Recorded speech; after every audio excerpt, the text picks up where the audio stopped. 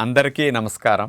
June 21వ తేదీ అంతర్జాతీయ యోగా దినోత్సవ సందర్భంగా మనందరం కార్తీక మాసం ధనుర్మాసం లాగా జూన్ మాసాన్ని యోగా మాసంగా గుర్తించి నెలంతా శారీరక మానసిక ఆరోగ్యాన్ని పెంపొందించుకోవటానికి నిజ జీవితంలో యోగాను ఒక భాగంగా చేసుకుని అందరూ ఆచరించాలని మన ప్రధానమంత్రి శ్రీ నరేంద్ర మోడీ గారు మరియు ఆంధ్రాను యోగాంధ్రగా మార్చాలని ఆంధ్రప్రదేశ్ ముఖ్యమంత్రి శ్రీ నారా చంద్రబాబు నాయుడు గారు ఇంటింటికి యోగా చేరాలని సంకల్పించారు.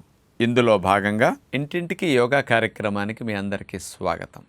ఈరోజు ఆరోగ్యానికి ఓంకారం యొక్క ఆవశ్యకత, ఒత్తిడిని తగ్గించడానికి ఓంకారం ఎలా ఉపయోగపడుతుందో ఈరోజు మనం ప్రాక్టీస్ చేద్దాం. ఆ ఉ మా ఈ 3 అక్షరాల యొక్క కలయికే ఓంకారం అని చెప్పబడుతుంది. భారతీయ సాంప్రదాయంలో ఏదన్నా ప్రవచనాలు ప్రారంభించే ముందు గురువు గారు కానీ స్వామి కానీ ఇట్లాంటి వారు 3 సార్లు ఓంకారం ఉచ్చరించమని అందరి చేత ఉచ్చరింపజేసి అప్పుడు మొదలు పెడతారు. అట్లాగే ఉదయం పూట దైవ ప్రార్థన దగ్గర కూర్చున్నప్పుడు కూడా ఓంకారాన్ని 3-4 సార్లు ఉచ్చరించిన తర్వాత ఆ కార్యక్రమం ప్రారంభించమంటారు. ఇట్లా అన్ని శుభకార్యాలకి ఓంకారాన్ని ఉచ్చరించటం అనేది ఎందుకు పెట్టారు అంటే, ఇదేదో హిందూ మతంలో ఆధ్యాత్మికత కాబట్టి దాని కొరకే అలాంటి వారే ఆ మతంలో ఉన్నవారే ఓంకారాన్ని ఉచ్చరించాలి అనుకుంటే పొరపాటు అనిపిస్తుంది.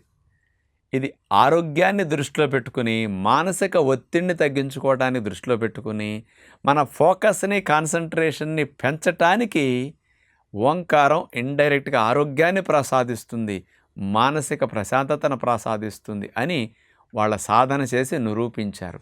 అందుకని ఈ కులాలకి మతాలకి అతీతంగా ఓంకారాన్ని గనక మనం ఇక్కడ ఆచరించగలిగితే ఇటు మనసుకి ఇటు శరీరానికి చక్కటి లాభాలు మనం పొందవచ్చు. ఈ రోజుల్లో శారీరక అనారోగ్య సమస్యల కంటే మానసిక సంబంధమైన సమస్యలు ఎక్కువైపోయి అనేక రకాలుగా సైకోసోమాటిక్ డిసీజెస్ అనేవి మనం చూస్తూ ఉన్నాం. చిన్న వయసు పిల్లల నుంచి పెద్దవారి వరకు ఎవరిని తీసుకున్నా స్ట్రెస్ అండ్ యాంగ్జైటీతో బాధపడుతూ ఉన్నారు. అలాంటి స్థితి నుంచి మన మనసుని కాస్త రక్షించుకోవటానికి, ఆ మనసుకి ఒత్తిడి లేని ఆ ప్రశాంతతని, నిర్మలతని అందించటానికి ఓంకార విద్య చక్కగా ఉపయోగపడుతుంది.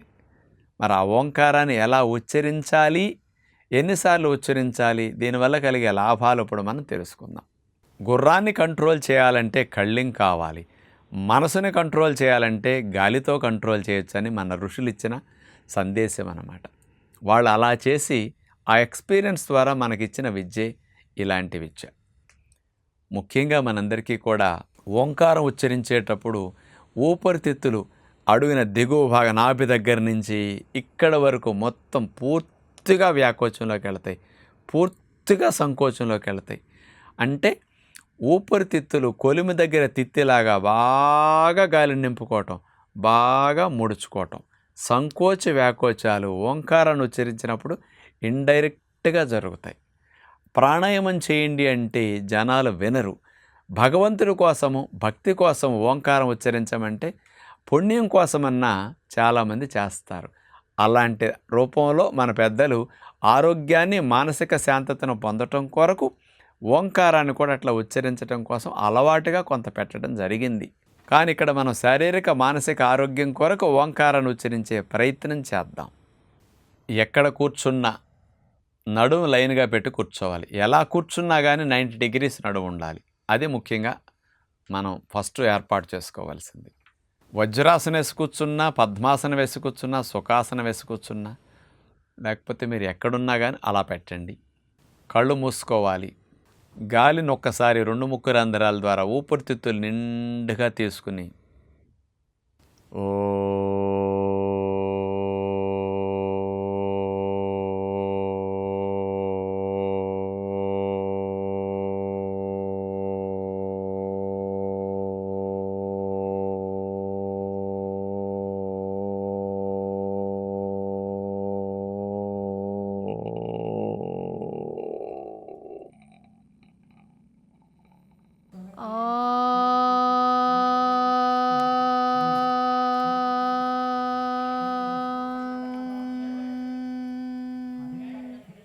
ఒక్కసారి ఆ ఉ మా ఓంకారాన్ని ఉచ్చరించడం పూర్తయింది.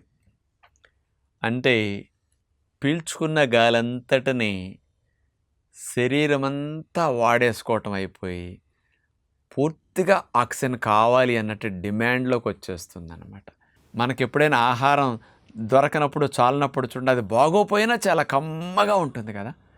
ఆక్సిజన్ కోసం కణాలు అట్లా ఉంటాయి. ఇప్పుడు ఆ నేచర్ తీసుకొస్తా.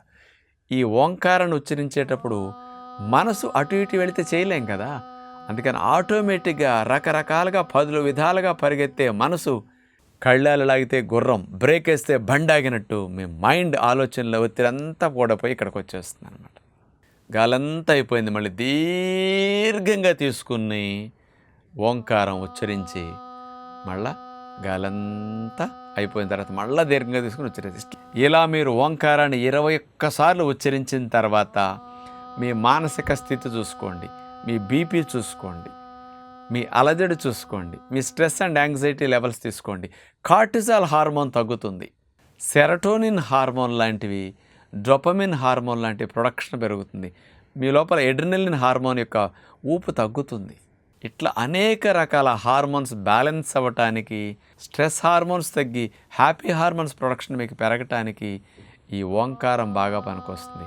దీనివల్ల మానసిక సంబంధమైన సమస్యలు తగ్గడంతో పాటు లంగ్ కెపాసిటీ మీకు పెరగడంతో పాటు మీ ఫిజికల్ అండ్ మెంటల్ ఎనర్జీస్ బాగా పెరుగుతాయి. మీ మనసుకి అలజడలేని నిలకడ స్థితి, నిశ్చలంగా ఉండే నదిలాగా మీ ఆలోచన స్థితి ఉండటానికి ఈ ఓంకారం ఉచ్చరించడం అనేది చక్కగా ఉపయోగపడుతుంది. అందుకని ఉదయము సాయంకాలం సంధ్యావందన సమయాల్లో స్నానం ఆచరించిన తర్వాత ఇలాంటి అభ్యాసం చేయటం మనకు ఆచారాల్లో కూడా పెట్టడం జరిగింది. కాబట్టి ఆ దైవ కార్యక్రమాల కోసం ఓంకారం అనేదే కాకుండా అన్ని కులాల వారు, అన్ని మతాల వారు కూడా ఆరోగ్యాన్ని, మానసిక ఒత్తిడిని తగ్గించుకోవటానికి యోగ విద్యలో భాగమైన ఈ ఓంకారాన్ని ఉచ్చరించి ఇన్ని లాభాలు పొందుదామని విజ్ఞప్తి చేస్తూ నమస్కారం.